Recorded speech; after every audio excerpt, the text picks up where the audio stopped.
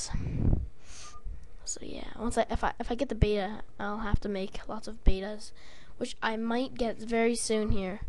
So keep a lookout for that, because I will hopefully get it. Hopefully, we'll have to see. Anyways, he is making his carriers. He's not making them quite yet, but he has an advantage. He has 5. He only has 4 Stargates, but they both mass carriers and have an epic battle at Red Space. So yeah, he's got 3. I only got 1 right now, but I get more after.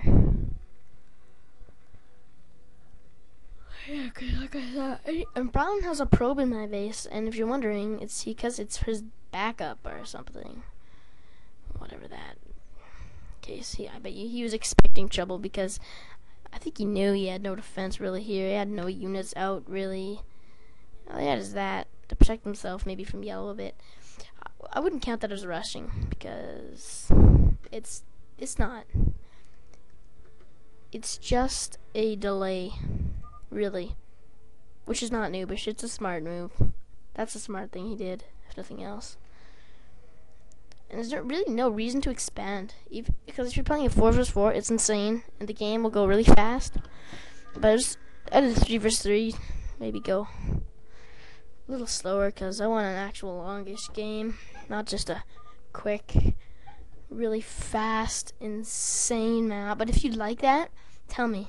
If you'd like a really awesome 4 vs 4 on this map, tell me, because they are crazy, I will warn you. Awesomely crazy. But it's up to you. I'm not going to post something that nobody wants, so you let me know what kind of thing you want, and I'll see if I can get it, if I can make a game. It's usually where I play most of my games. In Wheel of War, I also do. And if you'd like me to put some use map setting maps, I'm gonna call them, then also let me know, because I can probably make some of those too. There's probably lots of strategies I can show you here. Anyways, so I find he makes a lot of mutilisks. Yeah, he masses those. I just continuously mass Marines. Yeah, I wasn't really expecting anything, but I was expecting some air coming from him. So I made some turrets here, just in case. Just in case he died to do anything. He eventually builds a physics thing, but he doesn't really researches Yamato, but he never really uses it. He never really makes any battle cruisers, so it's kind of a pointless move. Probably because, I don't know, he wasn't all that great. He's still, well, he has a couple carriers, but that's about it. Doesn't have any defense near his base. That's probably and that's why I assume he put a probe in my base, because he said it was for backup. I'm like, whatever. I wouldn't put all those overlords out there so like that. I would put them near the back, like I said. That was a really bad move, because if they would kill all of these overlords, that would greatly affect his economy, and his economy would drop, and you wouldn't be able to create any more units. He'd have to create all those overlords again, plus additional ones if you'd like to create more units. Yeah, so currently I got 6 operating barracks, and I'm just making 2 factories with an add-on. Add-ons are good because you can research siege ability, and the siege ability is very good. Yeah, and he makes fire bats. Now, and look at him, he's scouting. He's a little bit late to scout. Anyway, I do not like fire bats. I do not have very good control over them. Partly because I just suck with them, and partly because I have basically no unit control with them. Because usually when I go to attack something, I put them at the front, but I guess you could put them at the back, because once you get a good hold on the ground, you just send them in to do some additional damage to everything. But they are good against siege tanks, and you'll see that he uses them against my siege tanks. So yeah, he uses them better than I would, and he has all 3. I don't know. He was a little weird too. He was a little funky. Ghost. I was thinking, when he first sends ghosts into your base, you expect a nuke, right? Because no one attacks with ghosts. No one does that anymore. Well, anymore. I don't know if anyone ever did. That was kind of stupid, but whatever. It worked for him. Just to simply attack. They attack really slow. They do minimum damage. They're only really good for lockdown, and they can cloak, and they nuke. Obviously, nuke.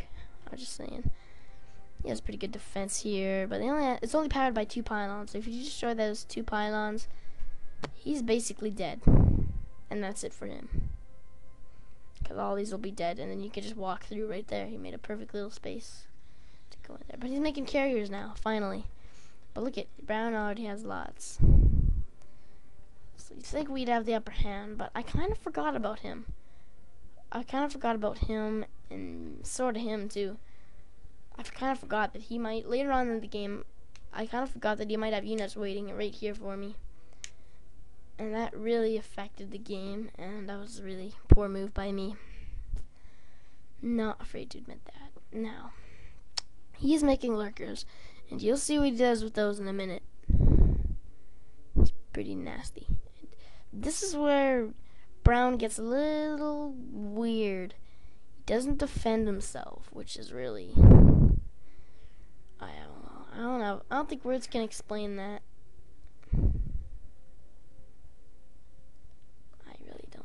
Can explain that.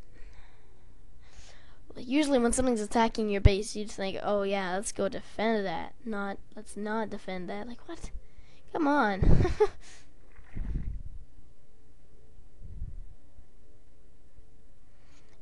Anyways. So yeah, he's doing good. He's getting lots of... Look at how many Stargates he has now. But he's not using very many of them. It's just kind of dumb. But he does have an Arbiter. And you'll see, that comes in handy very well. And I'll explain the strategies he sort of used, and the way he could have kept going with it. When he attacks. I have to watch that mini-map closely. So he says, who's ready to attack? And I say, yeah.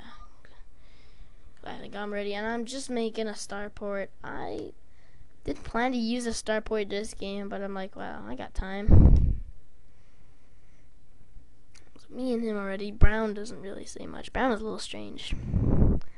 I know I've been saying that a lot, but I just can't stress it enough. He was strange, but he was an okay player. He just didn't have any defense here. He wasn't expecting any air or anything to come there. And once they finally did come there, he didn't defend himself. You'll see those lurkers. What I mean. What I mean when I say he did nothing. Yeah. I'm not exactly sure what he's blaming Red on. They're a little bit strange, but he's still making ground units. He's making ground units too for backup. Smart move by him. And this is what I'm talking about. He puts all those lurkers there, and he has all those carriers, and he goes to attack Red instead of defending himself. That was a very, very, very bad move. And an instant economy down because he has no more probes. And he's just getting all his bases just completely owned. And if that Nexus is down, then he can't even make anything, and he's done. So yeah, I have no idea. I didn't really notice he was being attacked yet. And he's like, carrier noob. I don't see how using carriers is noobish. That I fail to understand. And he, micromanages his troops pretty well, Red. And see, there's that orbiter right here. He freezes them, and then he can easily just kill these off. And by the time these are dead, these will be unfrozen. And then he freezes a couple more, and then he kills them off. And by the time they're dead, he'll have a couple left, and he can just easily finish those off. That would be my strategy. But they killed that arbiter, unfortunately for him. And he's creating a couple more. He's got some more backup, reinforcing troops. 3 more. Yes, Brown is getting pwned severely. I'm not exactly sure what he's trying to do. It's because he got frozen. If he didn't get frozen, it wouldn't have been so bad. But then this is where things go bad for me. I sent all my troops out. Yeah, let's do this thing. I'm ready. And he was just waiting for that moment. As soon as I left my base, he came to attack me.